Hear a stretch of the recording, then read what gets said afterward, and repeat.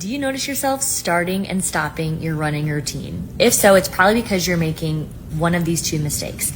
The first one is probably that you are training too fast. Tell me if this is you. You start a new running plan, you get your first weekend, you feel really good, you're feeling really proud, the endorphins are flowing.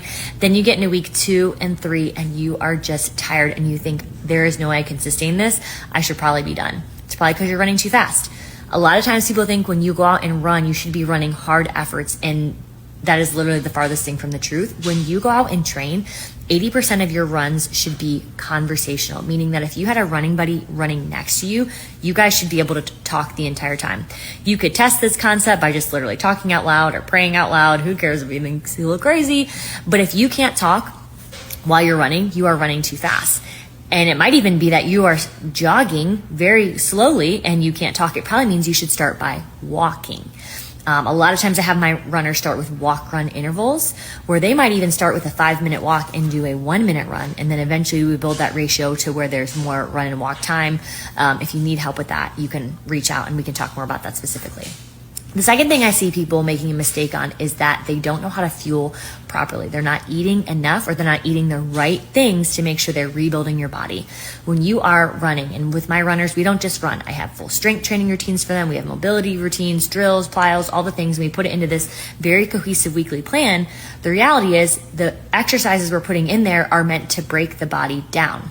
When we break the body down, we have to be able to build the body back up. That's through our recovery, through our sleep, but really through the foods that we eat.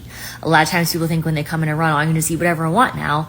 That's not really true. You should be eating very protein-rich food. We should be eating mineral-dense and vitamin-rich foods, whole foods, things that grow from the ground and come from animals.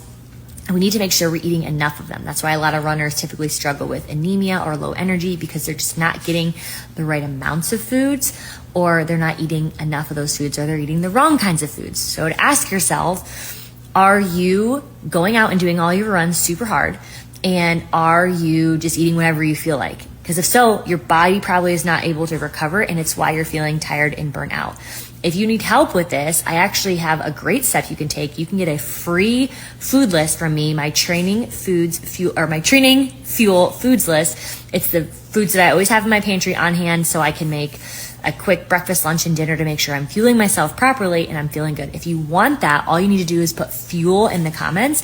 I'll send it to you totally free, and you can have a list of foods to focus on to make sure you're nourishing well, your body's recovering, and you're able to sustain your running journey and run a personal record and feel amazing while you're doing it.